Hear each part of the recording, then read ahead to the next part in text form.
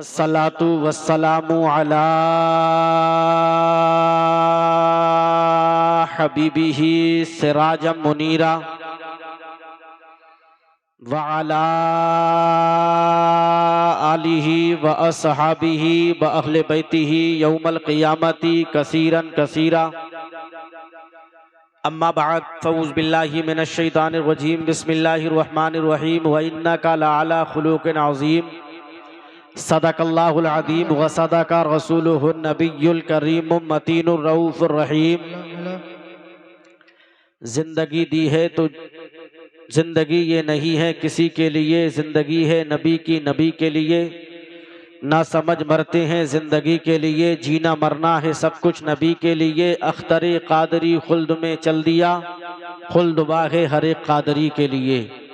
जितने लोग यहाँ मौजूद हैं और अपने मदनी और मक्की सरकार से मोहब्बत करते हैं तो दिल की आवाज़ मदीने की सरकार तक पहुँचा दें और बुलंद आवाज़ से दरूद शरीफ पढ़ लें। अल्लाहुम्मा सल्ली अला सैयदना शफीअना हबीबना करीबना तबीबना मौलाना मुहम्मदिन बारिक वसल्लम। सलातुं व सलामुन अलैका या रसूल अल्लाह या नबी अल्लाह या हबीब अल्लाह सल्लल्लाहु तआला अलैहि वसल्लम। आज की मेरी तकरीर का जो आइडियल जो टाइटल रहेगा वो सिर्फ एक ही लफ्ज़ पर मेरी मुकम्मल गुफ्तगू इख्तिताम पजीर होगी और वो होगा अखलाक। अगर आज पूरी दुनिया सरकार मुजाहिद मिल्लत को याद कर रही है तो वजह कोई और नहीं है, ज़ाब्ता उसूल गर्ज़ो गायत कोई और नहीं है, बल्कि उनके अंदर इंसानियत बाकी थी और इंसानियत भी ऐसी कि जो हुस्न अखलाक के सांचे में ढली हुई थी। आज हम जो इस्लाम का कलमा पढ़ रहे हैं, मदीने वाले आका के हम गुलाम हैं। इस्लाम आया मक्के में था लेकिन भारत में जो पहुंचा है तो एक ही हथियार है, जिस हथियार का इस्तेमाल करने के बाद में पूरी दुनिया के अंदर इस्लाम का झंडा लहर रहा है। तो वो जो हथियार है उसी हथियार को अखलाक कहा जाता है। मेरी तकरीर बस इसी लफ्ज़ पे होगी और इंशाअल्लाह ताला अज़्ज़ व जल ख़त्म हो जाएगी, क्योंकि इंसान के अंदर अगर इंसानियत बाकी नहीं है, अगर अखलाक उसका अच्छा नहीं है तो वो अपने वक्त का मौलवी हो, आलिम हो, कारी हो, मुफ्ती हो, मुफक्किर हो, मुहद्दिस हो, मुसन्निफ हो, कुछ भी हो, सब कुछ बेकार है जब तक कि उसका अखलाक अच्छा नहीं है। इसी पर मेरी मुकम्मल गुफ्तगू इख्तिताम पजीर होगी। उससे पेशतर एक मरतबे दिल लगा के दरूद पाक पढ़ें। अल्लाहुम्मा सल्ली अला सैयदना शफीअना हबीबना करीबना तबीबना मौलाना मुहम्मदिन बारिक वसल्लम। सलातुं व सलामुन अलैका या रसूल अल्लाह या नबी अल्लाह या हबीब अल्लाह सल्लल्लाहु तआला अलैहि वसल्लम। उससे पेशतर आप हज़रात की बेदारी को चेक करने के लिए मैं 2-3 मिसरे पढ़ता हूँ, मुलाहिदा कर लें। हालांकि ऐसी आवाज़ यहाँ मौजूद है जिनके गले की हल्की सी खराश भी किसी शहनाई से कम नहीं है, लेकिन इजहार अकीदत कोई चीज़ होती है। मैं अपने भाई की मौजूदगी में मतलब पढ़ता हूँ, मुलाहिदा कर लें। दिल लगा के कह दे या रसूल अल्लाह, या रसूल अल्लाह, या रसूल अल्लाह। झुकी हुई ये जबी है हुजूर देखे ना,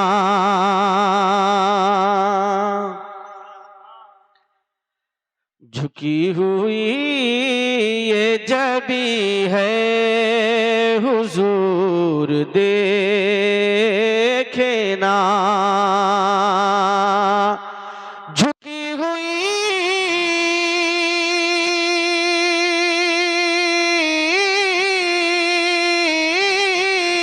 ये जबी है हुजूर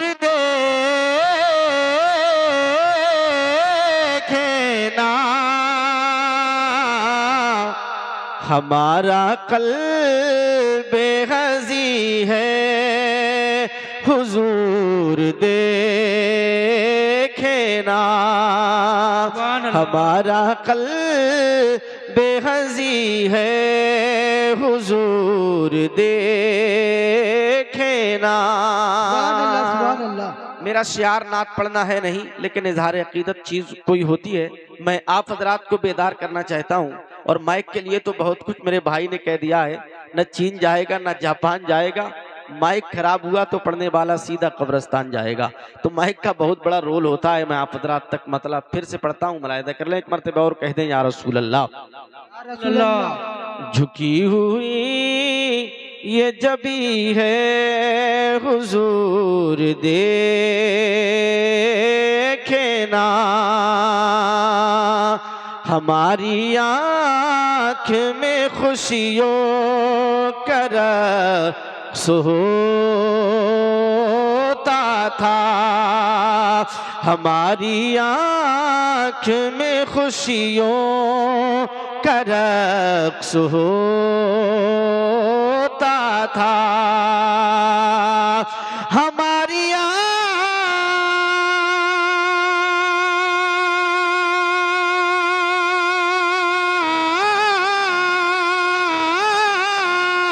में खुशियों का रक़्स होता था, अब इनमें दर्द मकी है हुजूर देखना, दर्द मकी है हुजूर देखना। अब मैं आखिरी शेर आखिर और इस कबील का जो सबसे बावजन शेर है, जो मुझे बहुत पसंद है, मैं तन्हाई में भी कभी कभी उसको पढ़ता हूँ, मैं वो आप हज़रात तक पहुँचाकर तेजी के साथ नॉन स्टॉप अपनी बात आप हज़रात तक पहुँचा रहा हूँ, मुलाहिदा कर लें। आखिरी मर्तबे एक मर्तबा और कह दें या रसूल अल्लाह, या रसूल अल्लाह। किसी का कोई तो होता है इतने लोगों में, किसी का कोई तो होता है इतने लोगों में, किसी का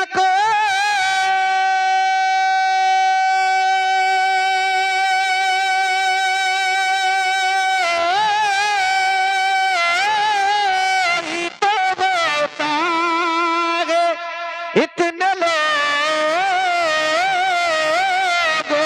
में, हमारा कोई नहीं है हुजूर देखना,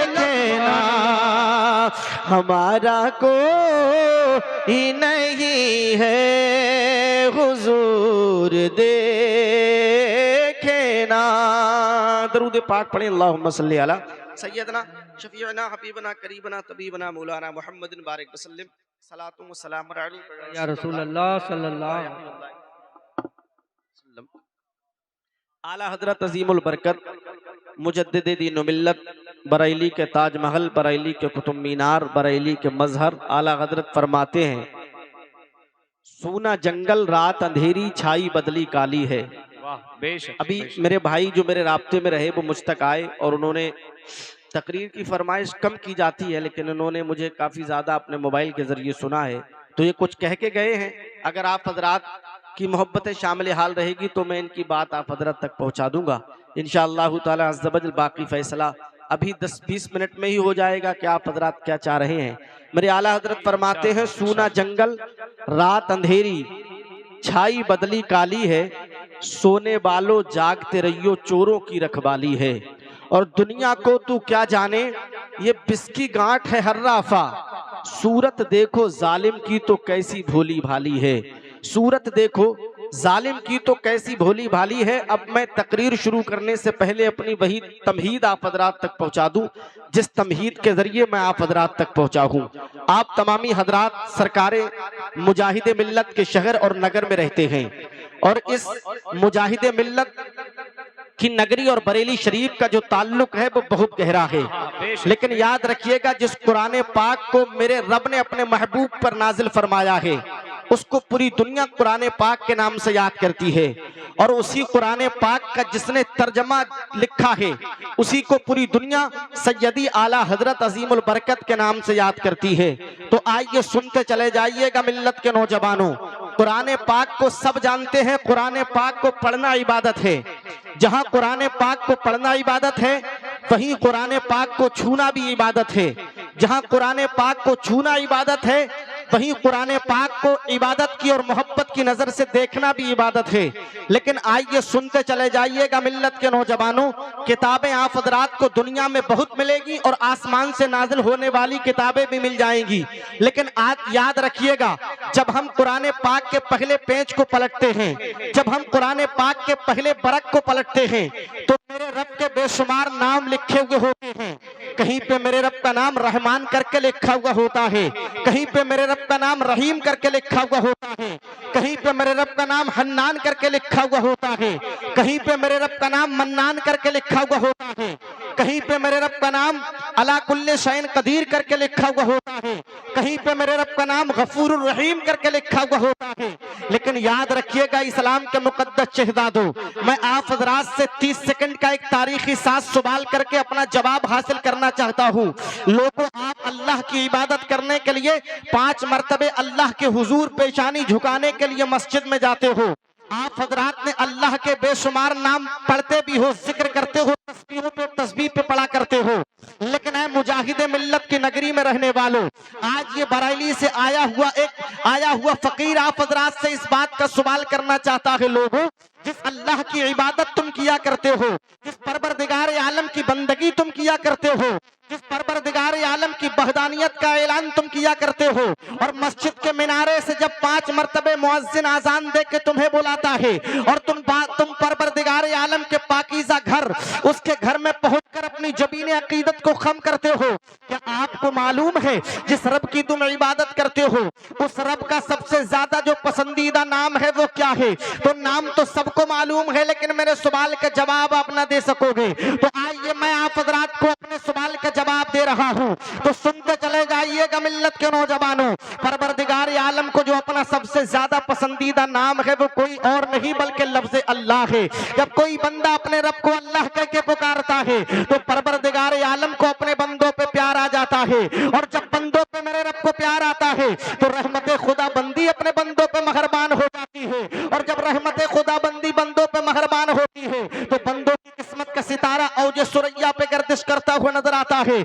लेकिन आइए सुनते चले जाइएगा मिल्लत के नौजवानों, मेरे परवरदिगार आलम ने बेशुमार शहरों को बनाया है, लेकिन सबसे ज्यादा पसंदीदा जो शहर बनाया है वो शहर वही है जिस शहर के तवाफ करने के जिस शहर के अंदर एक ऐसी जगह है जिसका तवाफ करने के लिए हाजी पूरी दुनिया से जाया करता है, और उसी का तवाफ करके अभी हजरत मोहतरम शाहनवाज हसन साहब भी आए हैं, और हम दुआ करते हैं उसी घर को देखने के लिए। दिखा दे या इलाही वो मदीना कैसी बस्ती है जहां पर रात दिन मौला तेरी रहमत बरसती है। मेरे रब ने बेशुमार शहर बनाए हैं, लेकिन तमाम शहरों में सबसे ज्यादा पसंदीदा जो शहर है उसी को पूरी दुनिया शहर मक्का के नाम से याद करती है। लेकिन आइए सुनते चले जाइएगा मिल्लत के नौजवानों, मेरे रब ने बेशुमार पहाड़ों को बनाया है, लेकिन तमाम तर पहाड़ों में सबसे ज्यादा पसंदीदा जो पहाड़ है उसी को पूरी दुनिया ओहद पहाड़ के नाम से याद करती है। मेरे रब ने बेशुमार सवारियों को बनाया है, लेकिन तमाम तर सवारियों को पैदा फरमाने के बाद में सबसे ज्यादा पसंदीदा जो सवारी बनाई है वो सवारी कोई और नहीं बल्कि बुराक है। लेकिन आइए सुनते चले जाइएगा, मेरे रब ने हफ्ते में 7 दिन बनाए हैं, लेकिन तमाम दिनों में सबसे ज्यादा पसंदीदा जो दिन है वो दिन कोई और नहीं बल्कि जुमे के दिन को बनाया है। मेरे रब ने साल में 12 महीने बनाए हैं, लेकिन तमाम तर महीनों में सबसे ज्यादा पसंदीदा महीना जो बनाया है वो रमजानुल मुबारक का बनाया है। मेरे परवरदिगार आलम ने बेशुमार किताबों को नादिल फरमाया है। मेरे रब ने तौरात को नादिल फरमाया है, मेरे रब ने इंजील को नादिल फरमाया है, मेरे रब ने ज़बूर को नादिल फरमाया है, मेरे रब ने कुरान को नादिल फरमाया है, यहाँ तक के 104 किताबों और सहीफों को मेरे रब ने नादिल फरमाया है। लेकिन तमाम तर किताबों और सहीफों में सबसे ज्यादा पसंदीदा जो किताब है वो किताब कोई और नहीं बल्कि कुरान मुकद्दस को बनाया है। ऐ इस्लाम के मुकद्दस शहजादों, सुनते चले जाइएगा। अब मेरे परवरदिगार आलम ने मेरे रब ने 18,000 मखलूकात को पैदा फरमाया है। वो तमाम तर मखलूकात को पैदा फरमाने के बाद में सबसे ज्यादा पसंदीदा अगर किसी को बनाया है तो इंसान को बनाया है, और तमाम तर इंसानों को पैदा फरमाने के बाद में अगर सबसे ज्यादा पसंदीदा कोई जमात बनाई है, अगर सबसे ज्यादा पसंदीदा कोई यूनिटी बनाई है, अगर सबसे ज्यादा पसंदीदा कोई कमेटी बनाई है, अगर सबसे ज्यादा पसंदीदा कोई गैंग बनाई है, अगर सबसे ज्यादा पसंदीदा कोई जमात बनाई है, तो वो जमात कोई और नहीं है बल्कि रसूलों की जमात को बनाया है। और तमाम तर रसूलों की जमात को बनाने के बाद में सबसे ज्यादा पसंदीदा अगर मेरे रब ने किसी को बनाया है तो किसी और को नहीं बल्कि आमना के लाल को बनाया है, अब्दुल्ला के लख्त जिगर को बनाया है, रसूलों के सुल्तान को बनाया है। फरमाते हैं आला हजरत, जात हुई इंतखाब, वस्फ हुए लाजवाब, नाम हुआ मुस्तफा, तुम पे करोड़ों दुरूद, काबे के बदरुद्दुजा, तुम पे करोड़ों दुरूद, तैयबा के शम्सुद्दुहा, तुम पे करोड़ों दुरूद। अब आइए यहाँ से हमें एक पैगाम मिल जाता है, अब यहाँ से हमें एक मैसेज मिल जाता है, अब यहाँ से हमें एक दर्स मिल जाता है, अब यहाँ से हमें एक पैगाम मिल जाता है, अब यहाँ से हमें एक सबक मिल जाता है, अब यहाँ से हमें एक दर्स मिल जाता है, अब यहाँ से हमें एक ऐसा मैसेज मिल जाता है। पता चल गया इस्लाम के मुकद्दस शहजादों, मेरे मुस्तफा जमीन से ज्यादा बेहतर है, मेरे मुस्तफा आसमान से ज्यादा बेहतर है, मेरे मुस्तफा चांद से ज्यादा बेहतर है, मेरे मुस्तफा सितारों की अंजुमन से ज्यादा बेहतर है, मेरे मुस्तफा पहाड़ों से ज्यादा बेहतर है, मेरे मुस्तफा सूरज से ज्यादा बेहतर है, मेरे मुस्तफा बरगो समर से ज्यादा बेहतर है, मेरे मुस्तफा बहरोबर से ज्यादा बेहतर है, मेरे मुस्तफा बरगो समर से ज्यादा बेहतर है, मेरे मुस्तफा जिन्नो बशर से ज्यादा बेहतर है, मेरे मुस्तफा बरगो समर से ज्यादा बेहतर है, मेरे मुस्तफा खुशकोतर से ज्यादा बेहतर है, मेरे मुस्तफा शजरो हजर से ज्यादा बेहतर है, मेरे मुस्तफा लौह कलम से ज्यादा बेहतर है, मेरे मुस्तफा अर्श कुर्सी से ज्यादा बेहतर है, मेरे मुस्तफा कायनात गीती के जर्रे जर्रे से ज्यादा बेहतर है। आप कहोगे मौलाना तुम्हारा इतना बड़ा दावा, तुम्हारे मुस्तफा कायनात गीती के जर्रे जर्रे से ज्यादा बेहतर कैसे हो गए? तो आइए मैं आप हजरात के सवाल का जवाब 30 सेकंड में देके अपनी बात को मुकम्मल कर रहा हूँ। सुनते चले जाइएगा मुजाहिद मिल्लत की नगरी में रहने वालों, अपने आप को हबीबी बताने वालों, मैं आप हजरात के दिल के दरीचे तक ये दस्तक देना चाहता हूँ। अरे आप कहोगे मौलाना आपका परवरदिगार, आपके नबी सबसे ज्यादा बेहतर कैसे हो गए? तो आइए मैं आप हजरात को बताना चाहता हूँ। आप मगरिब से लेकर मशरिक तक, शुमाल से लेकर जुनूब तक, पूरब से लेकर पश्चिम तक, उत्तर से लेकर दक्षिण तक चार जानिब घूम लीजिएगा और तारीख के और गर्दानी करने वाले लोगों से इस बात का सवाल करके जवाब हासिल कर लीजिएगा। पूरी दुनिया का चक्कर लगाने के बाद में किसी एक ऐसी जात को मेरे सामने ला करके खड़ा तो कीजिएगा जिससे सब मोहब्बत करते हो, कोई उससे अदावत नहीं करता हो, जिससे सब प्यार करते हो, कोई उससे दुश्मनी नहीं करता हो, जिससे सब लाइक करते हो, कोई उसको अनलाइक नहीं करता हो, जिसे सब फॉलो करते हो, कोई उसको इग्नोर नहीं करता हो। अरे अगर आप अमेरिका के ट्रंप की बात करेंगे तो जहां उससे मोहब्बत करने वाले लोग मिलेंगे वहां उससे दुश्मनी करने वाले लोग भी मिल जाएंगे। आप अपने हिंदुस्तान के वजीर आजम की बात करेंगे तो जहां उससे मोहब्बत करने वाले लोग मिलेंगे वहां उससे बुग़्ज़ और कीना रखने वाले लोग भी मिल जाएंगे। आप अपने गांव के प्रधान या चेयरमैन की बात करेंगे तो जहां उससे मोहब्बत करने वाले लोग मिलेंगे वहां उससे बुग़्ज़ और कीना रखने वाले लोग भी मिल जाएंगे। अगर शाहनवाज हस्सान जैसे अजीम शायर के फॉलोवर इस दुनिया इस जमीन पे पाए जाते हैं तो बहुत सारे लोग इनसे बुग़्ज़ और कीना और इन्हें इग्नोर करने वाले लोग भी मिलेंगे। आप तमामी हजरात अपने आप को ले लीजिएगा। अगर आपकी बस्ती में आपसे प्यार करने वाले लोग मिलेंगे तो आपसे जलन और हसद रखने वाले लोग भी मिल जाएंगे। मैं अपने आप को ले लेता हूँ। अगर मुझसे मोहब्बत करने वाले लोग मिलेंगे तो मुझसे दुश्मनी करने वाले लोग भी मिल जाएंगे।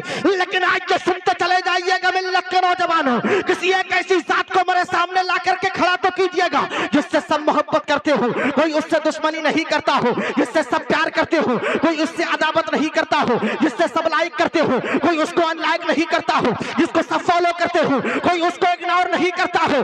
अरे हद तो ये है, जमीन जिससे प्यार करती हो, आसमान जिससे प्यार करता हो, चांद जिससे प्यार करता हो, सूरज जिससे प्यार करते हो, सितारों की अंजुमन जिससे प्यार करती हो, अरे पहाड़ों की चोटियां जिससे प्यार करती हो, नदी की रवानी जिससे प्यार करती हो, बरगो समर जिससे प्यार करते हो, बहरोबर जिससे प्यार करते हो, खुशकोतर जिससे प्यार करते हो, बरगो समर जिससे प्यार करते हो, जिन्नो बशर जिससे प्यार करते हो, लौह कलम जिससे प्यार करते हो, अर्श और कुर्सी जिससे प्यार करते हो, गर्ज के कायनात गीती का जर्रा जर्रा जिस शख्सियत से प्यार करता हो, अगर आपको ऐसी कोई जात मिलेगी तो वो जात कोई और नहीं है, वो जात बकी जात है जो 1450 बरस पहले मक्के की मुकद्दस जमीन पे पैदा हो रही थी। तो पूरी दुनिया बोल रही थी, क्या बोल रही थी? समर नस्बी की जुबान से मत सुनिएगा, बल्कि सुन्नियों के कुतुब मीनार, सुन्नियों के ताज महल, बरेली के मजहर, आला हजरत अजीमुल बरकत की जुबान से सुनिएगा, जब मेरे और तेरे नबी मक्के की मुकद्दस जमीन पे पैदा हो रहे थे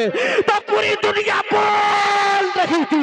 क्या बोल रही थी? सबसे औला व आला हमारा नबी, सबसे हमारा नबी। क्या खबर कितने तारे खिले छिपे, न डूबा हमारा नबी। करियो बदली रसूलों की होती रही, चांद बदली का निकला हमारा नबी। गमज़दों को रज़ा मुस्ता दीजिए के है बेकसों का सहारा हमारा नबी। सुभान अल्लाह, सुभान अल्लाह, तकबीर, अकबर, नारे रिसालत, या रसूल अल्लाह, मसलके आला हजरत, जिंदाबाद, फैज़ाने मुजाहिदे मिल्लत, जिंदाबाद, अज़मते मुस्तफा, मकामे मुस्तफा, नारे तकबीर, नारे रिसालत, वाह जिंदाबाद की शान है। सुभान अल्लाह। बड़ी आसानी से इस्लाम हमें नहीं मिला है। मेरे पैगंबर के घर वालों ने, एक एक छोटे छोटे बच्चे ने बड़ी परेशानियों का और दुश्वारियों का सामना किया है, तब कहीं जाके इस्लाम हम तक पहुंचा के। जलसा बड़ी मेहनत से वजूद में लाया जाता है, तो उन कमेटी वालों से पूछिए जो 6 महीने पहले मेहनत करते हैं, रात को जाग जाग के लोगों से 1-1 रुपया मांगते हैं। ये सब करके आपको जमा करके वो कुछ आप हजरात को देना चाहते हैं, लेकिन उनकी मेहनत पे जब लोग पानी फेरते हैं तो दिल टूटता हुआ नजर आता है। आइए वो सारी बातें बाद में होंगी, उससे पहले जिस आये करीमा की मैंने तिलावत की है, मेरा रब इरशाद फरमाता है वइन्नका लअला खुलुक़िन अज़ीम। ये तमाम तर कदाबर पढ़े लिखे लोग मिंबर नूर शरीफ पर बैठे हुए, मैं तमाम तर लोगों की जूतियों को अपने अमामे की रौनक को जीनत बनाकर ये बात आज साफ करना चाहता हूँ। अखलाक क्या है? मेरे रब ने इरशाद फरमाया हबीब तुम्हारा अखलाक बहुत अजीम है।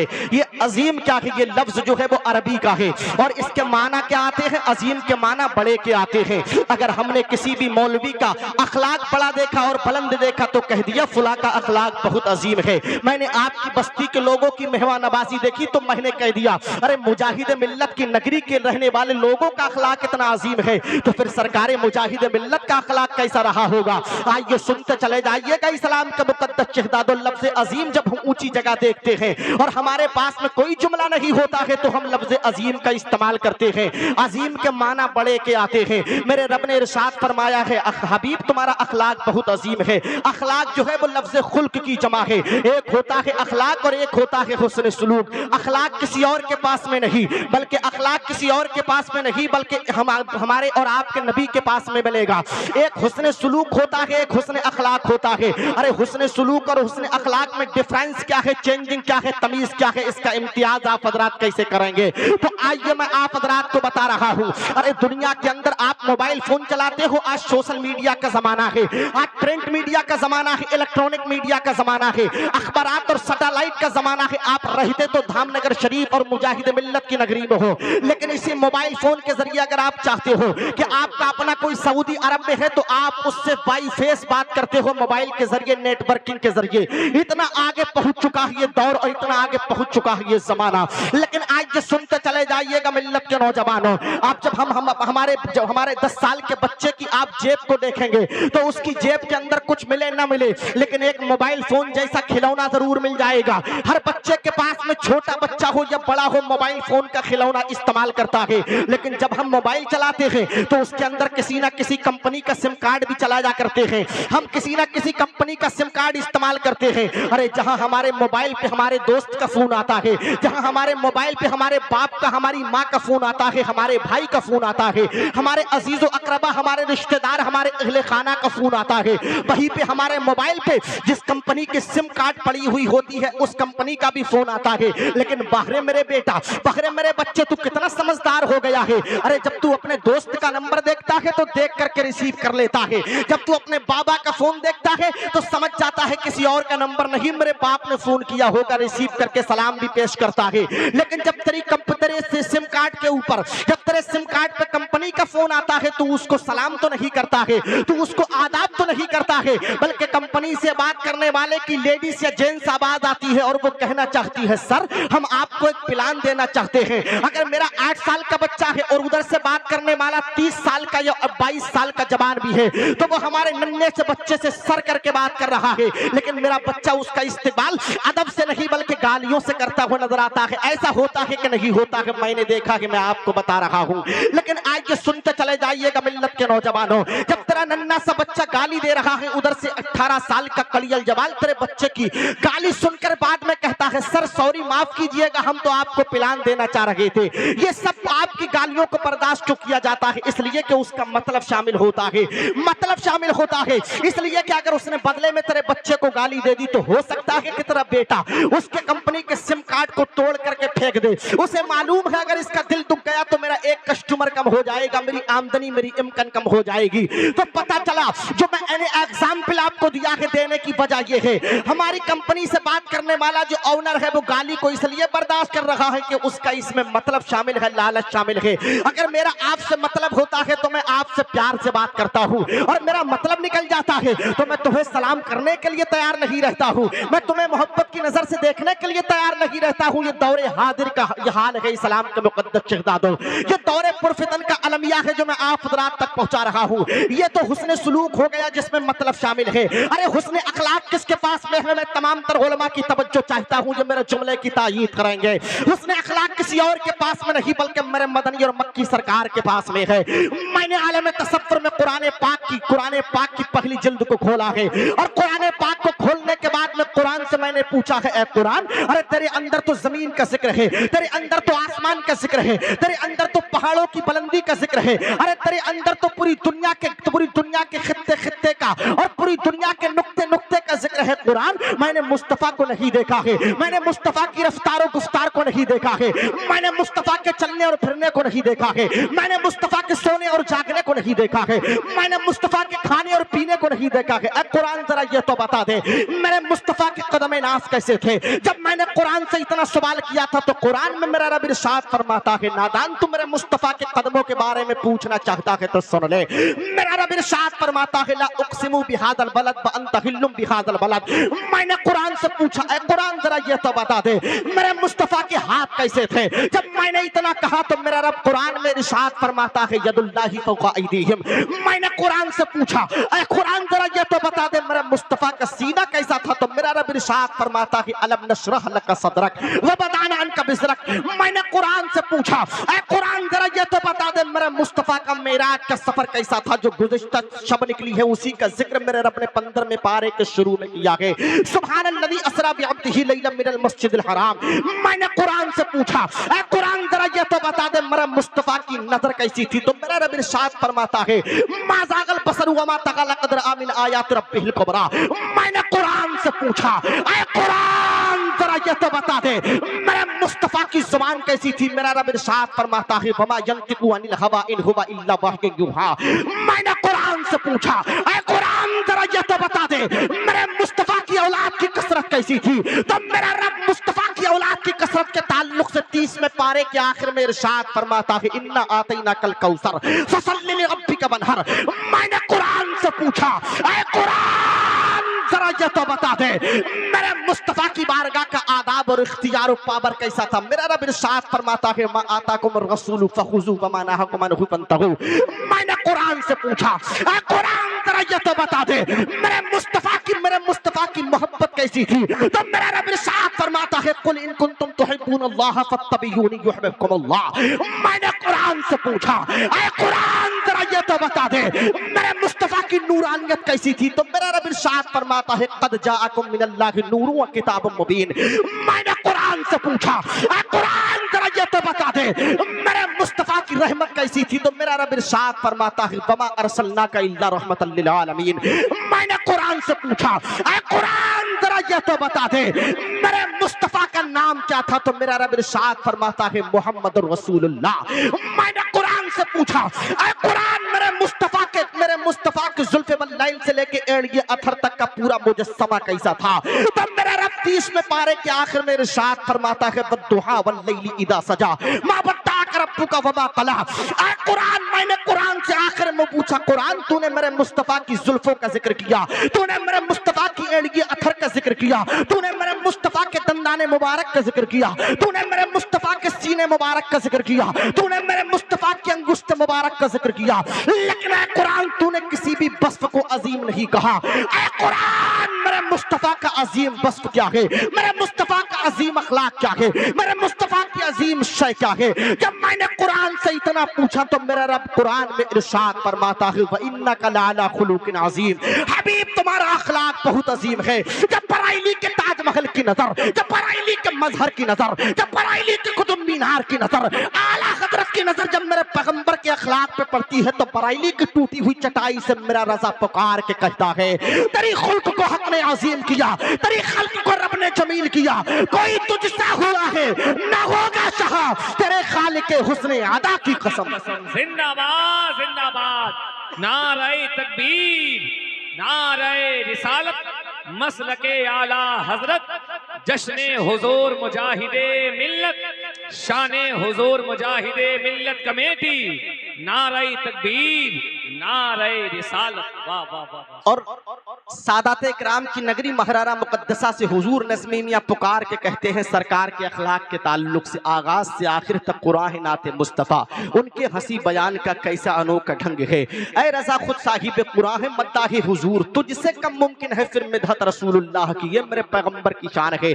मैं अगर गाली गुफ्तगू करूंगा तो आपके सर से गुजर जाएगी, क्योंकि आप आदी हो चुके हो ना सादा लोग गुफ्तगू सुनने की। मैं वही गुफ्तगू आप हज़रात के चेहरों के जुगराफिये को देखते हुए अपनी गुफ्तगू का पैटर्न चेंज करता हूँ। मुस्तफ़ा के अखलाक की बात मैं कर रहा था तो सुनते चले जाइएगा मिल्लत के नौजवानों। यहाँ पर सैयदा तैयबा ताहिरा आबिदा जाहिदा सैयदा कनीज सैयदा फातिमा की कनीज़ें यहाँ पर मौजूद हैं। ये तमाम मैं दुआ करता हूँ परवरदिगार आलम से, जितनी मेरी माँ और बहनें यहाँ पर बैठी हुई हैं, तमाम तर मेरी बहनों को परवरदिगार आलम सैयदा फातिमा और उनकी प्यारी बेटी सैयदा ज़ैनब का सदका नसीब फरमाए। चलिए मदीने की मुकद्दस जमीन पे आपको आलम तसव्वुर में ले जाना चाहता हूँ। कौन मदीना? वही मदीना जिस मदीने के लिए हमारे दिल से हर वक्त यही आवाज निकलती है, मेरे मौला दुनिया में अगर कुछ दिखाए न दिखाए, लेकिन परवरदिगार आलम मरने से पहले एक मर्तबे अपने पैगंबर का मदीना जरूर दिखा देना।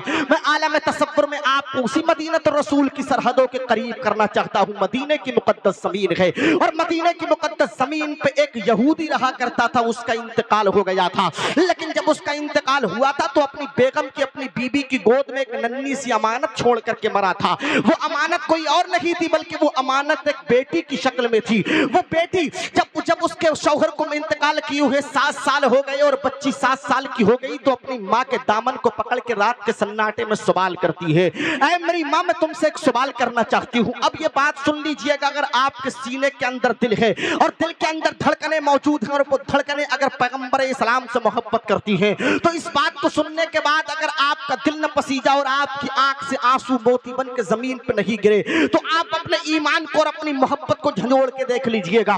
बच्ची ने 7 साल की मुद्दत में मेरे पैगंबर का कलमा नहीं पढ़ा है, मेरे मुस्तफा का कलमा नहीं पढ़ा है, लेकिन अपनी माँ के दामन को पकड़ के बेटी कहती है, मेरी माँ मैं तुमसे एक सवाल करना चाहती हूँ। बच्ची से माँ कहती है, मेरे लाल, मेरे लख्त जिगर, मेरे नूरे नजर, बता तो सही तरह सवाल क्या है। तो बच्ची कहती है, माँ मेरे बाप को मरे हुए 7 साल हो गए, लेकिन मैंने तुम्हारे सर पे कभी कोई दुपट्टा नहीं देखा है, कोई चादर नहीं देखी है। ऐ मेरी माँ मैं भूखी तड़पती रहती हूँ, बिलखती रहती हूँ, सिसकती रहती हूँ, लेकिन जब मुझे खाने की हाजत होती है मैं शाम के सन्नाटे को, मैं रात के सन्नाटे में जब तमाम मदीने के लोग सो जाते हैं, मेरी माँ मैं तुमसे खाने का सवाल करती हूँ तो तुम अपने हांडी के अंदर कंकर और पत्थर भर के चूल्हे पर चढ़ा देती हो और मुझे दिलासा देती हो, मेरे लाल खाना बन रहा है, बन जाएगा तब तुझे शिकम शेर पेट भर के खाना खिला दिया जाएगा। बच्ची कहती है, माँ मैं इसी कश्मकश में, इसी इंतजार में मेरे ऊपर नींद का गलबा आता है, नींद गालिब होती है और मैं चैन की नींद सो जाती हूँ। लेकिन जैसे ही सुबह का सूरज निकलता है चिड़िया अपने घोंसले में चहचहाती है मेरी माँ, मैं पलट के जाती हूँ चूल्हे की तरफ और हांडी को खोल के देखती हूँ तो क्या मिलता है? उसके अंदर खाना तो नहीं होता है माँ, उसके अंदर कंकर और पत्थर भरे हुए होते हैं। मेरी माँ, तुम मुझे रोजाना दिलासा दे के सुला देती हो। बच्ची से माँ कहती है, मेरे लाल फिर तू क्या कहना चाहती है? माँ से जब इतना कहा था एक बच्ची ने तो माँ का कलेजा मुंह को आने लगा था, उसका कलेजा पारा पारा टुकड़े टुकड़े हो गया था। उसकी आंख से आंसू सावन और भादों की तरह जमीन पे गिरने लगे थे। मोती बन बन के माँ की आंख से आंसू जमीन पे गिर रहे थे। लोगों सुनते चले जाइएगा जो बात मैं आप हज़रात को बताने जा रहा हूँ। एक माँ अपने बच्चे से कितना प्यार किया करती है, देखिए तो सही। ये माँ की ममता ही तो है इस्लाम के मुकद्दस शहजादों, माँ की ममता की तो है जिस उवैस करनी ने अपनी माँ की मोहब्बत में सरकार के दौर में रहते हुए सरकार का दीदार नहीं किया, तो फिर परवरदिगारे आलम के प्यारे महबूब दानाए गुयूब मोहम्मद अरबी मुस्तफा सल्लल्लाहु तआला अलैहि वसल्लम ने उसी उवैस को कितना शान वाला बना दिया है। इतनी बड़ी शान उस उवैस करनी को बख्शी है कि पैगंबर इस्लाम ने अपना जुब्बा शरीफ किसी और को नहीं, अपने आशिक हजरत उवैस करनी के लिए भेजा था। ये किसी और की वजह से नहीं, माँ की ममता की वजह से हुआ था। इस्लाम के मुकद्दस शहजादों, माँ अपने लाल से बड़ा ही प्यार किया करती है। माँ ने अपने लाल को कलेजे से लगा के कहा था, मेरी बेटी, अरे तुझे मेरी बेटी तेरे खाने का इंतजाम कर दिया जाएगा जब सुबह का सूरज निकलेगा। अब बच्ची को माँ ने लोरियां दे करके सुला दिया है। बेटी सो गई, लेकिन जैसे ही सुबह का सूरज निकलता है अब बच्ची अपनी माँ से कोई बात नहीं कहती है, कोई बात पूछती नहीं है, कोई सवाल नहीं करती है, बल्कि अपने घर से एक मिट्टी के बर्तन को, एक मिट्टी के कांसे को, एक मिट्टी के प्याले को, एक मिट्टी के बर्तन को उठा करके मदीने की गलियों में निकल जाती है और तमाम तर गलियों में जाकर के तमाम तर दरवाजों पे दस्तक देती है, एक एक करके दस्तक देती रहती है, लेकिन कहीं से एक लुकमा, एक निवाला खाने के लिए नहीं मिलता है। बच्ची एक दिन नहीं, 2 दिन नहीं, 3 दिन तक मदीने की गलियों में घूमती रही, लेकिन किसी ने एक निवाला बच्ची को पेट भर के खाने के लिए नहीं दिया। जैसे ही चौथा दिन आता है फिर पहुंच जाती है अपनी माँ के कदमों में और दामन को पकड़ के माँ से कहती है, मेरी माँ, मैं तुमसे फिर एक सवाल करने लगी हूँ, मैं तुमसे एक बात पूछना चाहती हूँ। तो माँ ने कहा था, मेरे लाल, तूने 3 दिन पहले मुझसे सवाल किया था तो मेरा कलेजा टुकड़े टुकड़े पारे पारे हो गया था।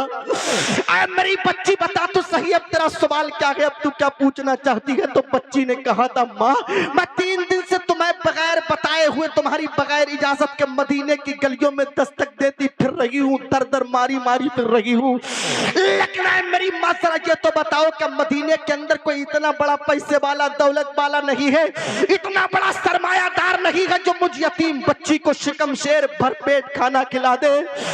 मेरी माँ, अब मेरा दिल चाह रहा है जब हमें भरपेट इस जमीन पे खाना नहीं मिल सकता, जब हमें शिकम शेर कोई खाना नहीं खिला सकता, मेरी माँ, अब मेरा दिल चाहता है कि मैं मौत को गले लगा लूं, मौत की अबदी नींद सो जाऊं। जब एक बच्ची ने अपनी माँ से इतना कहा था तो माँ की आंख से आंसू सावन भादों की तरह जमीन पे टप टप करने लगे थे और माँ ने कहा था, मेरे लाल, तू ये क्या कह रही है? अरे मदीने के अंदर अभी एक घर ऐसा बाकी है जिसके दरवाजे पे कोई भी जाता है खाली झोली को लेके तो उसकी झोली को गौहरे मुराद से पुर किया जाता है। तो बच्ची ने कहा था, माँ, मुझे 3 दिन मदीने की गलियों में घूमते हुए हो गए, मैंने किसी का घर छोड़ा ही कहाँ है जिसका दरवाजा हिला ना दिया हो, जिसके दरवाजे पे जाके दस्तक न देती हो, जिसके दरवाजे पे जाके जुम्बिश न देती हो। फिर माँ, कौन सा घर ऐसा है जो मुझे खाने के लिए खाना देगा?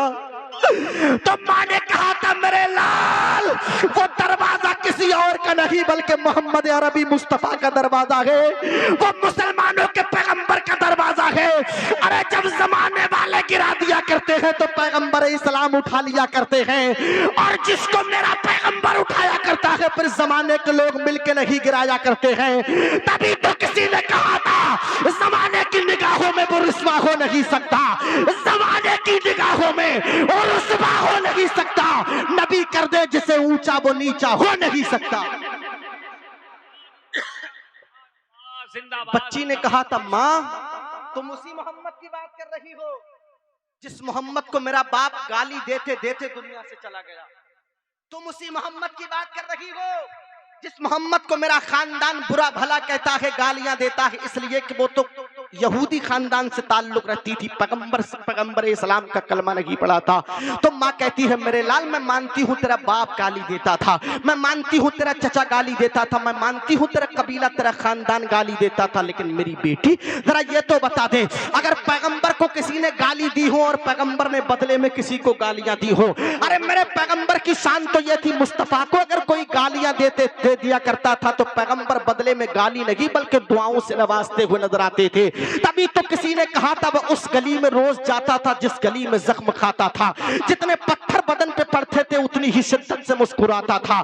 हर एक पारा मोहम्मद का, हर एक नुक्ता मोहम्मद का, सभी बदले मगर बदला नहीं रास्ता मोहम्मद का। ये तुम्हारे पैगंबर की शान है। तुमने पैगंबर के अखलाक को कैसे भुला दिया है? अरे तुम तो तुम्हारे पड़ोस में एक भूखा रक्षा चलाने वाला तुम्हारी दीवार से सटा हुआ गरीब सोता रहता है और तुम अपने बच्चे को, तुम अपनी औलाद को मटन और चिकन खिलाते रहते हो, लेकिन अपने पड़ोसी के बारे में पूछते तक नहीं हो। नबी की हदीस है, मुस्तफा फरमाते हैं लोगों, अगर तुम्हारे करीब में, तुम्हारे पड़ोस में कोई गरीब रहता हो और तुम्हारे घर में अगर गोश्त बना हो और तुम्हारे अंदर इतनी तौफीक नहीं है कि वहां तक पहुंचा सको, तो अपने गोश्त को ऐसी जगह पे बनाया करो कि तुम्हारे गोश्त की खुशबू भी बराबर के मकान में ना पहुंचे। ये मेरे पैगंबर की शान है, इस्लाम के मुकद्दस चेकदादो। अब बच्ची ने कहा था माँ तुम उस मोहम्मद की बात कर रही हो जिसको मेरा खानदान बुरा भला कहता था। माँ कहती है मेरे लाल तेरा खानदान बुरा कहता था, लेकिन सुबह को जब सूरज निकले तो मेरे कहने से तू मुस्तफा के दरवाजे पे चली जाना। अगर पैगंबर के दरवाजे से तुझे कुछ ना मिले तो मेरी तरफ से तुझे इजाजत है, तू चाहना तो फांसी का फंदा अपने गले में डाल लेना, चाहना तो तू मौत को अपने गले से लगा लेना, मौत की अबदी नींद सो जाना। मैं तुझसे कुछ नहीं कहूंगी, सिर्फ एक रात की मोहलत देती हूँ। माँ से जब इतना सुना था तो बच्ची ने माँ की बात को अहिद और पैमान कर लिया, गिरा बांध के सो जाती है। जैसे ही सुबह का सूरज निकलता है चिड़िया अपने घोंसले में चहचहाती है। अब बच्ची अपने माँ के कहने के मुताबिक अपने घर से एक मिट्टी का बर्तन, मिट्टी का प्याला, मिट्टी का कांसा, मिट्टी का कशकोल उठाती है और उठाने के बाद में मेरे और तेरे पैगंबर के दरवाजे पे पहुंच जाती है, जाकर के दस्तक देती है। अंदर से आवाज आती है, कौन है जिसने आकर के दरवाजा खिलाया है? कौन है जिसने आकर के दरवाजा खटखटाया है? कौन है जिसने आकर के दरवाजे पे दस्तक दिया है? जब मेरे मुस्तफा ने इतना कहा तो बच्ची ने रो करके सिसक के बिलक के कहा था मोहम्मद तुम्हारे दरवाजे पे कोई और नहीं बल्कि एक यहूदी की नन्ही सी 7 साल की बच्ची आई हुई है। मेरे पैगंबर ने दरवाजे को खोला था और बच्ची के सर पे अपना शफकत वाला हाथ रखा था और रखने के बाद में कहा था बेटी बता तो सही तू यहाँ पर कैसे आई है, तुझे किसने भेजा है? तो बेटी की आंख से आंसू जमीन पे मोती बन बन के टप टप कर रहे तो रोती जाती थी, कहती थी मोहम्मद मैं खुद नहीं आई हूं बल्कि मेरी माँ ने मुझे भेजा है, मैं भेजी गई हूं।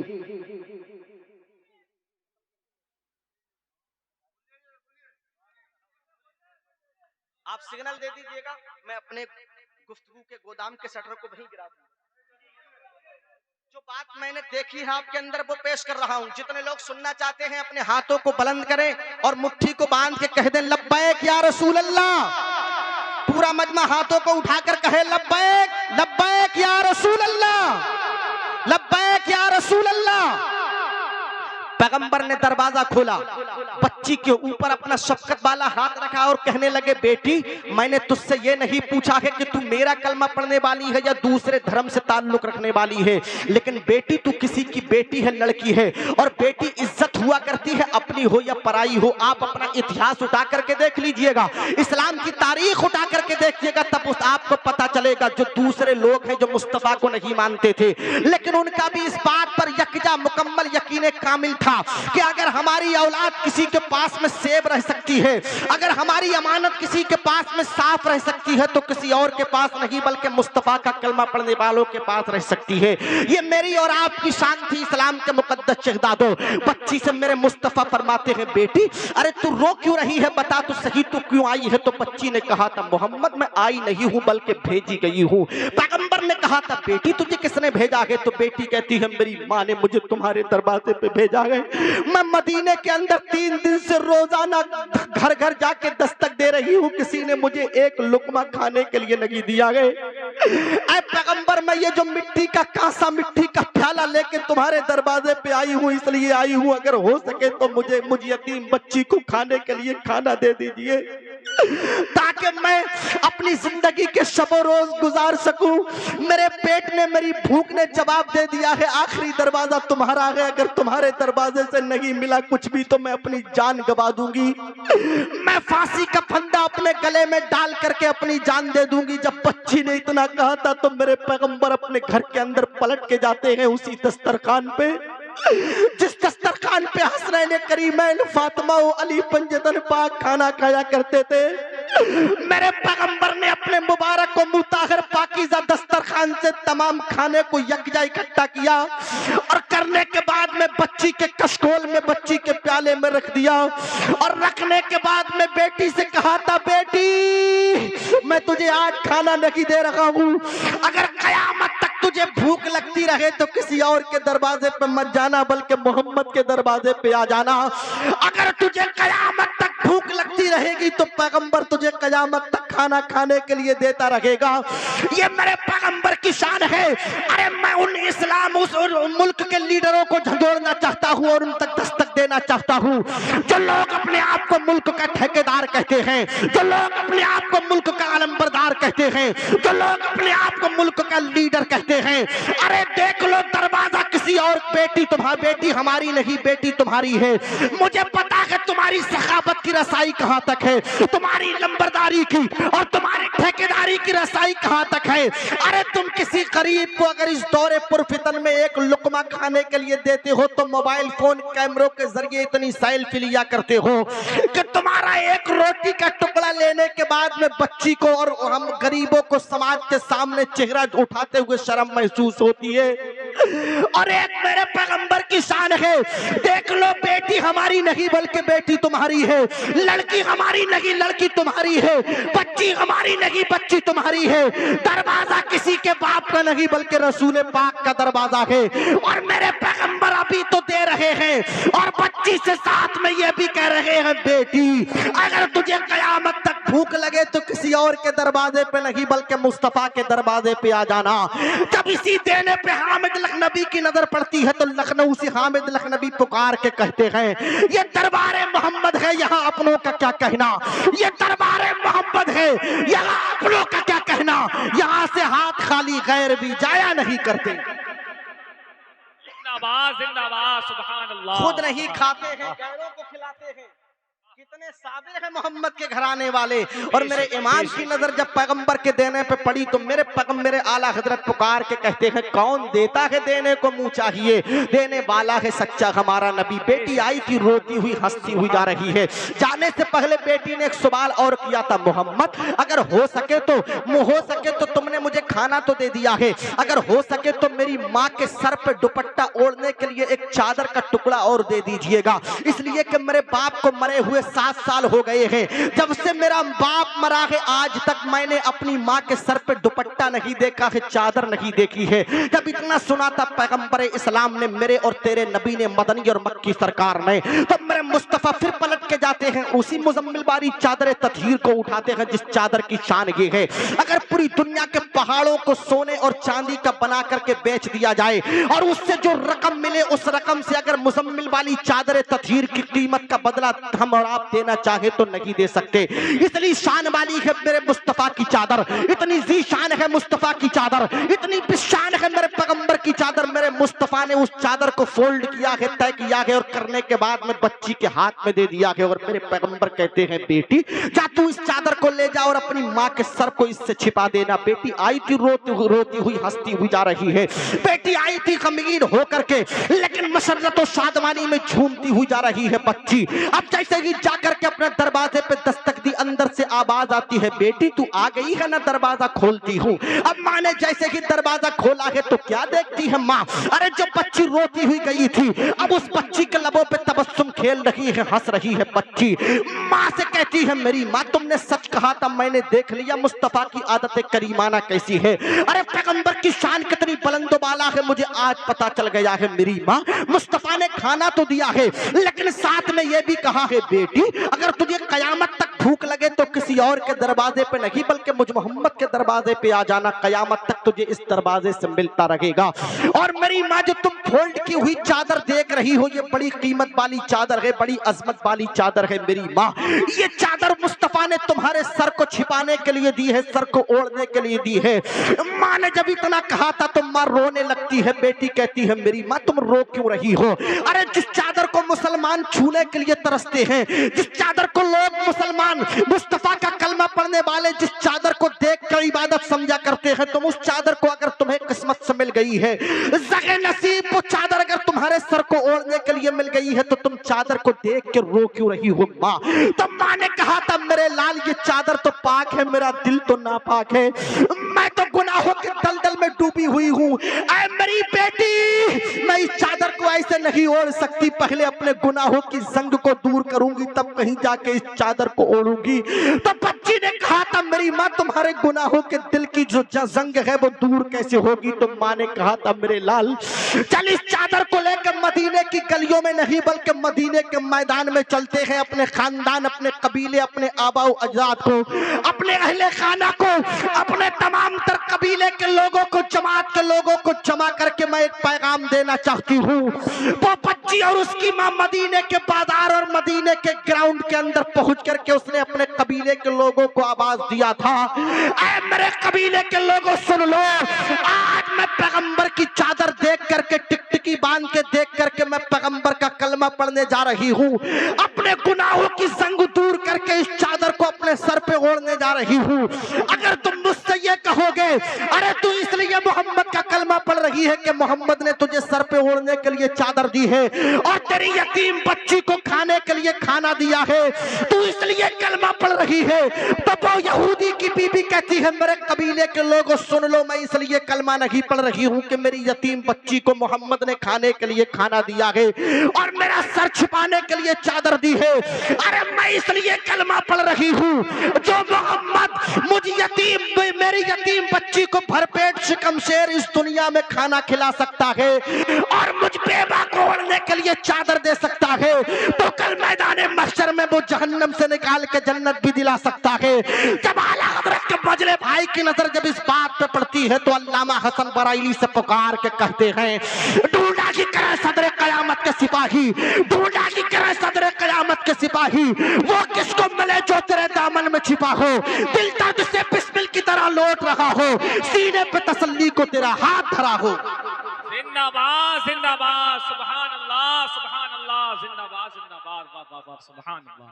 ये पैगंबर इस्लाम ने सुभान बच्चियों अल्लाह। की असमत को बढ़ा के बताया है। बेटी बेटी होती है, इज्जत इज्जत होती है, अपनी हो या दूसरे धर्म से ताल्लुक रखने वाली हो, इज्जत इज्जत होती है अपनी हो या दूसरे की हो।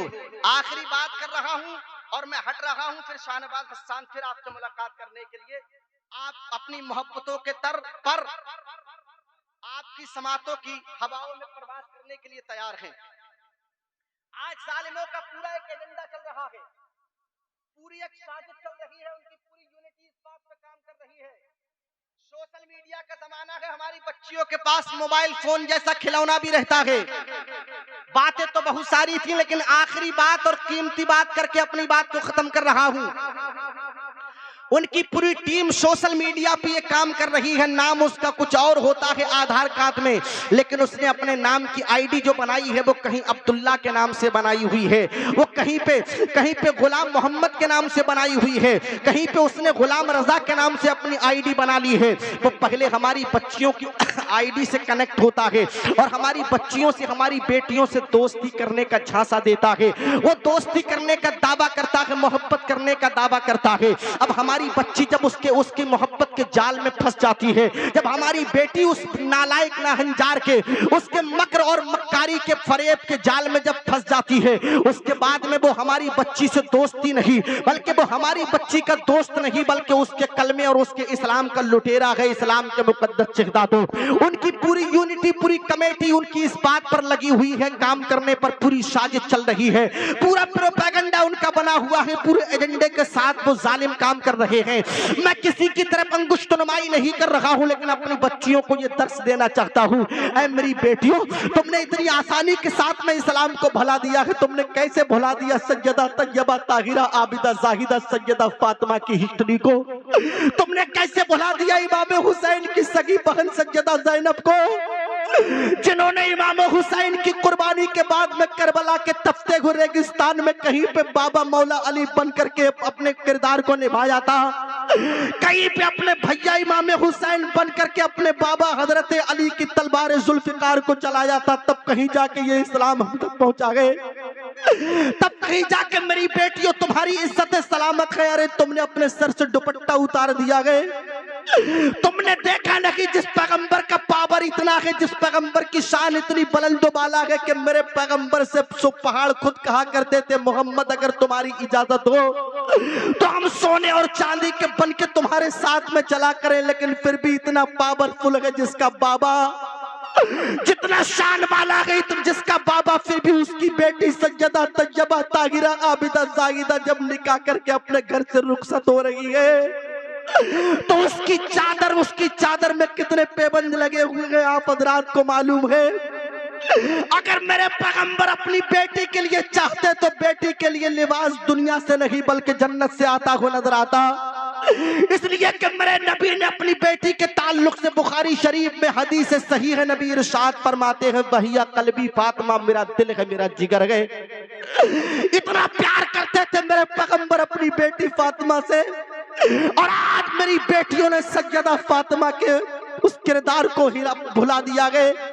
आज हमारी बच्चियां चाहती हैं कि उनका काम सिर्फ घर के अंदर खाना बनाना है, कपड़ों को धुलना और घर की झाड़ू लगा करके सफाई सुथराई करना है, बल्कि उनका काम ये भी है कि जब उन्हें वक्त मिला करे तो अगर वो अपनी औलाद को दूध पिलाया करें तो दरूद शरीफ पढ़ते हुए पिलाया करें। अगर उन्हें वक्त मिला करे तो कभी टीवी के सामने बैठ के सीरियल नहीं देखा करें, बल्कि सैयदा फातिमा की हिस्ट्री को, सैयदा ज़ैनब की हिस्ट्री को पढ़ लिया करें। सैयदा सकीना, सैयदा ज़ैनब, सैयदा शहरबानों की हिस्ट्री को पढ़ लिया करें।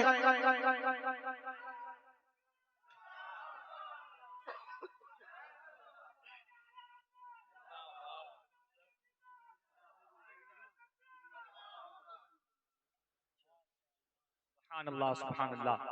हजरात देखें, मेंबर पाक पे खतीब हिंदुस्तान फसीहुल लिसान हजरत मौलाना तहसीन जिलानी साहब और साथ ही साथ हजरत मौलाना आमिर हक्कानी साहब तशरीफ ला चुके हैं। आप हजरात मुकम्मल बैठे रहें, इंशाअल्लाह अज़्ज़वजल मुकम्मल तकरीर होगी। मिंबर नूर शरीफ पर आप देख रहे हैं खतीब मिल्लत मुदब्बिर कौम मुफक्किर इस्लाम मशहूर ज़माना शख्सियत हजरत अल्लामा मौलाना तहसीन जिलानी साहिब क़िबला, जिनको आज पूरे आलम इस्लाम में तेजी के साथ सोशल मीडिया पर सुना जा रहा है और बहुत सारे लोग इनके बयान को सुनकर राहे जिन्होंने अच्छी राह इख्तियार कर ली है, उसी अजीम शान शख्सियत आली मर्तबत का नाम हजरत मौलाना तहसीन जिलानी साहब है। मैं बात कर रहा था, हमारी बेटियों ने सैयदा फातिमा के किरदार को भुला दिया है। बार बार भाई यूनुस साहब मेरे कान में आकर के कह रहे हैं कि आप वो कमेटी की फरमाइश जरूर पूरी कर दीजिए जो उन्होंने आपसे कहा है। बेजाद भाई और सिराज भाई, इनकी पूरी कमेटी ने बड़ी मेहनतें कोशिशें काबिशें की हैं, तब कहीं जाके ये प्रोग्राम वजूद में आया है। मैं इन्हीं के हुक्म की पगडंडियों पे चलते हुए इस बात को रोक करके वो फरमाइश के मुताबिक वो वाकया जो मैंने बाबा निजामुद्दीन औलिया का दिल्ली की सरजमीन का जो बयान किया था, जो इन्होंने सुना है, वो बात आप हजरात तक पहुंचा रहा हूं। दिल्ली का पानी सेहत के लिए कल भी हानिकारक था, आज भी हानिकारक है। दिल्ली का पानी कल भी कड़वा था, आज भी कड़वा है। आज सोशल मीडिया का जमाना है, इलेक्ट्रॉनिक मीडिया का जमाना है, अखबारात का जमाना है, सैटेलाइट का जमाना है। आज तो हम चिल्ड बोतल, ठंडा बोतल पानी पीने के आदी हो चुके हैं। हमारे पास पैसा है तो हम जहां चाहते हैं बिस्लेरी का पानी लेकर के इस्तेमाल करते हैं। आरओ पानी का इस्तेमाल करते हैं, लेकिन वो कल का पुरफितन दौर था, दिल्ली की मुकद्दस जमीन थी और दिल्ली के अंदर उस वक्त नल कहीं पे नहीं था, हैंडपंप नहीं था। आज तो घर घर हैंडपंप है, आज तो घर घर फिल्टर मशीन लगी हुई है, लेकिन कर का वो पुरफितन दौर था जिस दौर के अंदर वहां पर कुएं भी मौजूद नहीं थे। दिल्ली की जो हुकूमत थी कल की, वो उस हुकूमत के जो कारकुनान थे, जो वर्कर्स थे, दिल्ली की हुकूमत से अपने काम करने वाले कारकुनान को वर्कर्स को हुक्म दे दिया था कि दिल्ली की जो मेन जगहें थी, उन मेन जगहों पर बड़े बड़े मिट्टी के बर्तनों में मीठा पानी भर कर रखा जाता था और जिस मेन जगह के करीब में जो लोग रहते थे वो अपने घर से बर्तन लेकर के आते थे और मीठा पानी भर के ले जाते थे, खुद भी पीते थे, अपने बच्चों को पिलाया करते थे। अब यहाँ से एक बात और भी आपको पता चल जाएगी, अगर आपने हजरत बाबा निजामुद्दीन की शान को अपने कानों से सुन लिया, अपने दिल के कानों से सुन लिया, तो आपको सरकार मुजाहिद मिल्लत की शान भी समझ में आ जाएगी। इसके अलावा हिंदुस्तान के बड़े बड़े अकाबिर बुजुर्गाने दीन की शान आपकी समझ में आ जाएगी। अल्लाह वाले होते क्या है? अरे अल्लाह वालों को हम क्या समझेंगे? अल्लाह वालों को तो वही समझा करते हैं जो उनके तरह हुआ करते हैं। वलीरा वली मी शनासत, वली को वली ही समझा करता है इस्लाम के मुकद्दस शहदादों।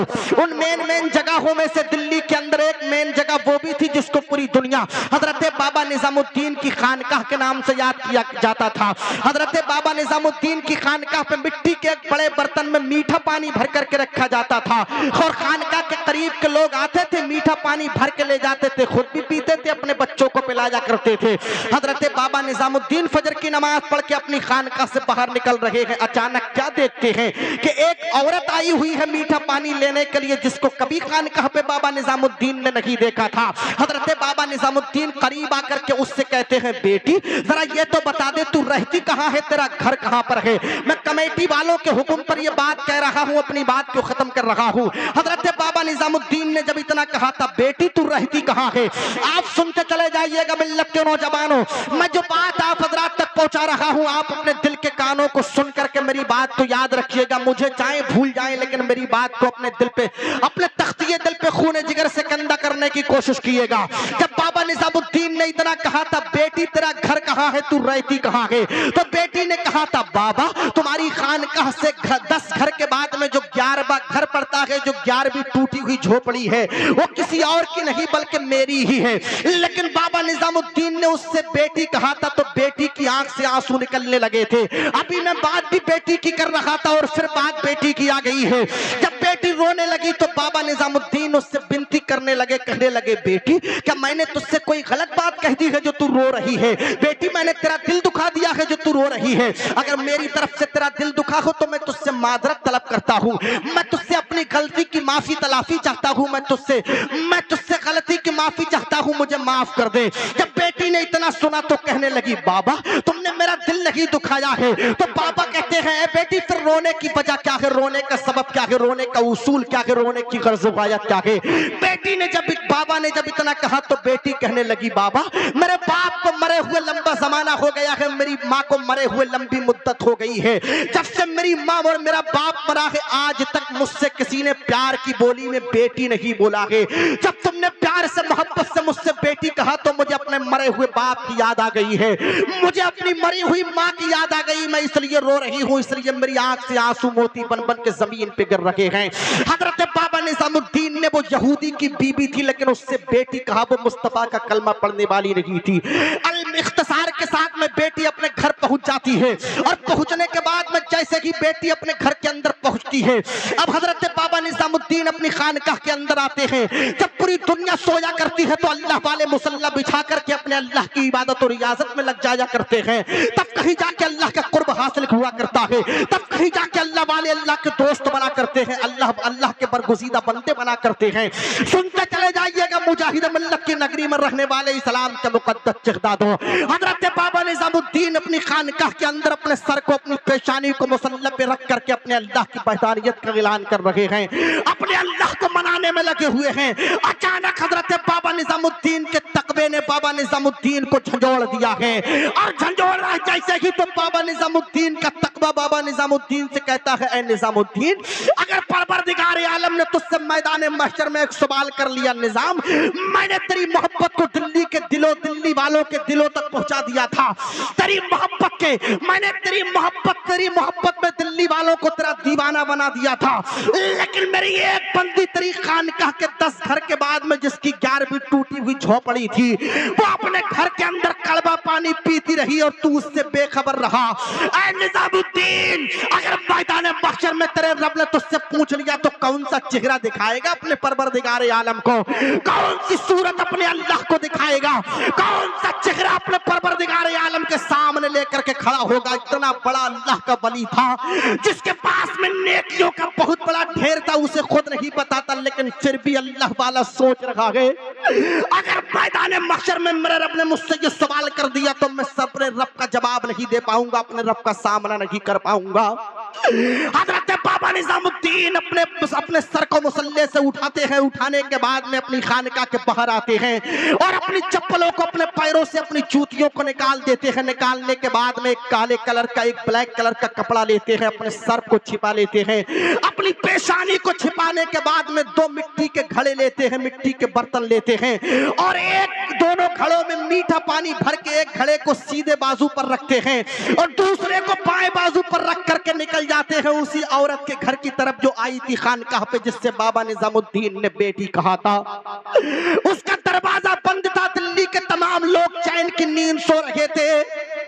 दिल्ली के अंदर तमाम लोग अपने मखमली बिस्तरों पर नींद के खर्राटे ले रहे थे, लेकिन बाबा निजामुद्दीन अपनी चप्पलों को निकाल के, जूतियों को निकाल के दिल्ली की पथरीली जमीन पे नंगे पैर अपने दोनों बाजुओं पे मिट्टी के 2 बर्तन भर करके मीठा पानी उसी औरत के तरफ ले जा रहे हैं, उसी यहूदी की बीबी के दरवाजे के करीब। उसके दरवाजे के मुत्तसिल पहुंचते हैं, दरवाजा बंद है, दरवाजे के बाहर दोनों घड़ा पानी रख करके वापस आ जाते हैं। इसी तरीके से बाबा निजामुद्दीन ने 1 दिन पानी रखा, 2 दिन पानी रखा है, 3 दिन लगातार पानी को रखते रहे। रखने के बाद में अपनी खानकाह पे आते रहे। वो औरत खोलती थी दरवाजा और अपने एक बूंद पानी अपनी जुबान के करीब करती थी, जुबान से मस करती थी, टच करती थी। इतना मीठा पानी जिसने कभी पिया ही नहीं था, इतना मीठा पानी उठाती थी, अपने घर के अंदर ले जाती थी। लेकिन जैसे कि चौथी रात आती है, दिल में ख्याल पैदा होता है, दिल में ये बात गर्दिश कर रही थी, ये बात अंगड़ाई ले रही थी, आज देखूंगी जरूर कौन है दिल्ली के अंदर इतना बड़ा दिल वाला, जिसको अल्लाह ने इतना बड़ा दिल रखा है, जो मुझ गरीब का इतना ख्याल रख रहा है।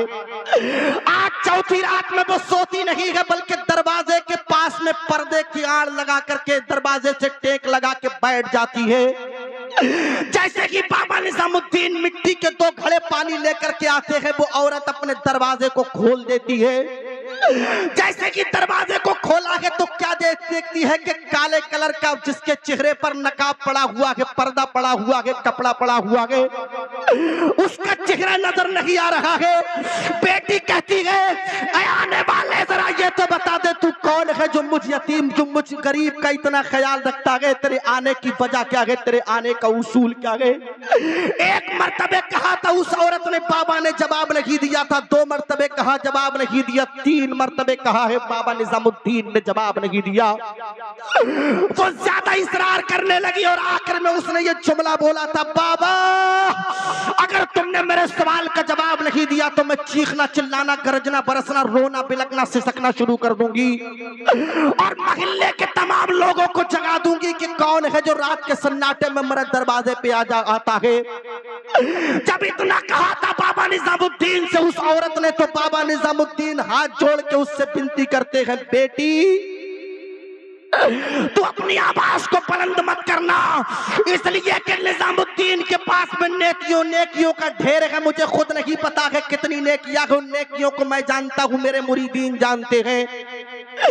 लेकिन निजामुद्दीन अपनी जिंदगी में एक ऐसी नेकी करना चाहता है कि जिस नेकी के बारे में सिर्फ निजामुद्दीन जाने और उसका परवरदिगार जाने। अरे कहाँ है वो लोग जो अपने आप को मुल्क का ठेकेदार बताते हैं, मुल्क का लीडर, मुल्क का अलंबरदार बताते हैं।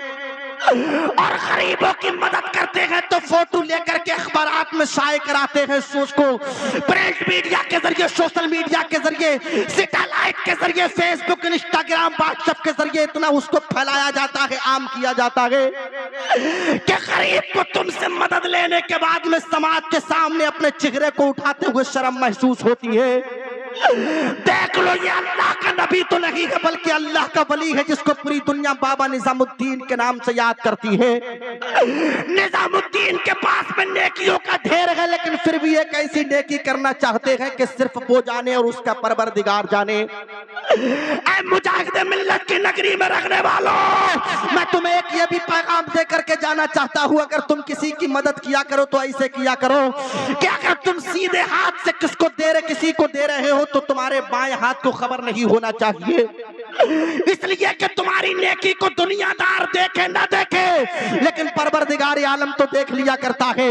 और परवरदिगार आलम ने देख करके अगर आपकी नेकी को अपनी बारगाह में कबूल कर लिया तो तुम्हारा बेड़ा यहाँ भी पार है, मरने के बाद मैदान महशर में भी पार होता हुआ नजर आएगा। बेटी से ये तमाम तर बातें हो रही थी, उसका शौहर जो था उसको एक ऐसी बीमारी ने घेर लिया था जिसको पूरी दुनिया पैरालाइज कहती है, जिसको पूरी दुनिया लकवा फालिज भी कहा जाता है। उसके शौहर के पैरों ने काम करना बंद कर दिया था, हाथों ने काम करना बंद कर दिया, जुबान और कान, आंख, नाक ने, तमाम चीजों ने काम करना बंद कर दिया था, तमाम आज़ा उसके बदन के हरकत करने से सुकूनत इख्तियार कर चुके थे। लेकिन आज जो सुनते चले जाइएगा मिल्लत के नौजवानों, उसकी बीबी की और बाबा की बात हो रही थी, अल्लाह ने उसको ये तौफीक बख्श दी थी हजरत बाबा निजामुद्दीन की आने की बरकत से, कि जो उसका शौहर अभी तक सुन नहीं सकता था, उसका शौहर जो अभी तक बोल नहीं सकता था, उसके शौहर के हाथों ने काम करना बंद कर दिया था, पैरों ने काम करना बंद कर दिया था, लेकिन बाबा निजामुद्दीन की तमाम तर बातों को उसने अपने कानों से सुन लिया। बाबा निजामुद्दीन अपनी खानकाह पे चले जाते हैं। अल मुख्तसर ये कि उसकी बीबी जब अंदर पहुंचती है तो जो शौहर अभी तक एक जगह पड़ा था उसके अंदर इतना पावर नहीं था कि अपने हाथ को हिला सके, अपने पैर, अपनी जुबान को हिला सके, लेकिन अल्लाह ने उसको इतनी ताकत बख्श दी, इतनी कुव्वत, इतनी क्षमता, इतनी इस्तिताअत बख्श दी थी कि अब वो बोलने लगा, अपनी बीबी से कहने लगा, मेरी बेगम, अरे जरा ये तो बता दे, रात के सन्नाटे में दिल्ली के तमाम तर लोग सो रहे थे, लेकिन तू रात में किससे बातें कर रही थी?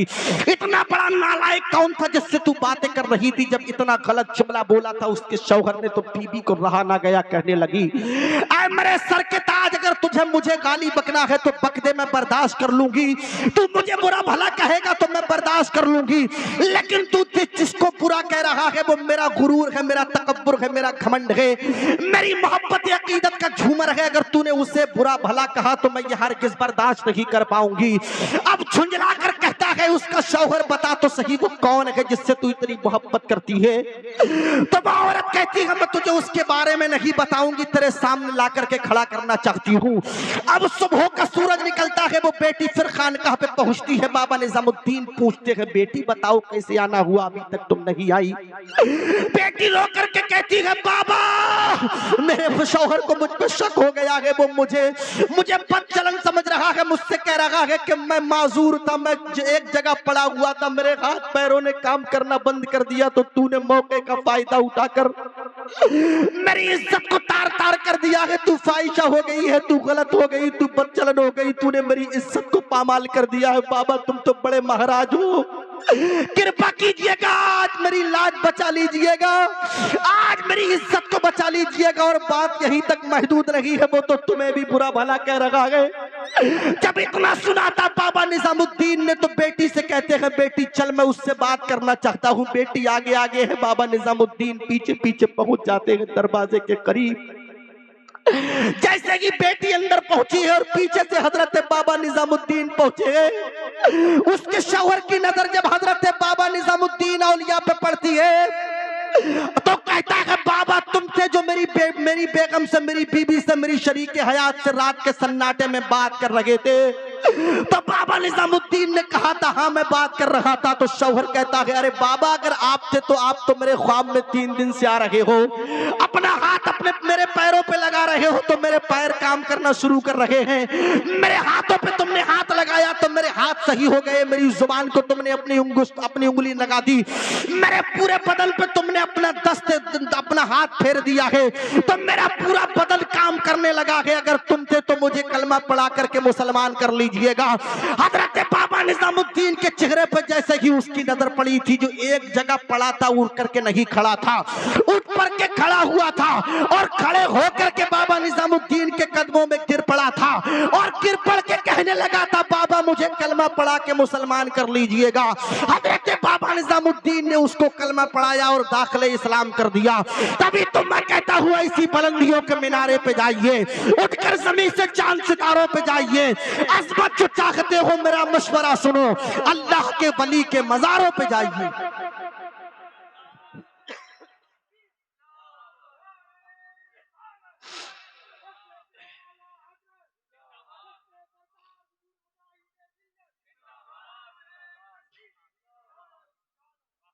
सदा ये आती है तस्बीह के दाने दाने से, नबी का फैज़ मिलता है वली के आस्ताने से।